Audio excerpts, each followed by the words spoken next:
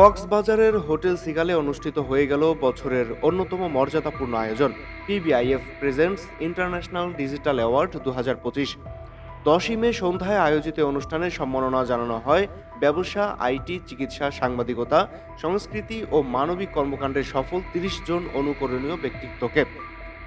প্রধান অতিথি হিসেবে ছিলেন বিচারপতি ডক্টর মোহাম্মদ আবু তারিক, বাংলাদেশ সুপ্রিম কোর্ট, এবং বিশেষ অতিথি হিসেবে উপস্থিত ছিলেন ফেরদাউস আরা ও ডক্টর রফিকুল মোহাম্মদ।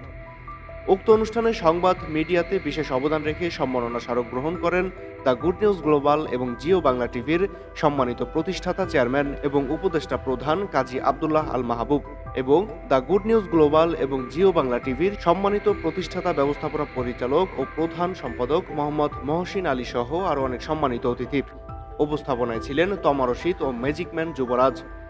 এই অনুষ্ঠানে বক্তব্য প্রদানের সময় দ্য গুড নিউজ গ্লোবাল এবং জিও বাংলা টিভির সম্মানিত প্রতিষ্ঠাতা ব্যবস্থাপনা পরিচালক ও প্রধান সম্পাদক মোহাম্মদ মহসিন আলী এবং দ্য গুড নিউজ গ্লোবাল এবং জিও বাংলা টিভির সম্মানিত প্রতিষ্ঠাতা চেয়ারম্যান এবং উপদেষ্টা প্রধান কাজী আব্দুল্লাহ আল মাহবুব তারা আহ্বান জানায় পুরো পৃথিবীতে বিশ্ব শান্তি প্রতিষ্ঠার জন্য এবং তারা চায় পুরো পৃথিবীতে ভালো দিকগুলো প্রভাবিত করতে।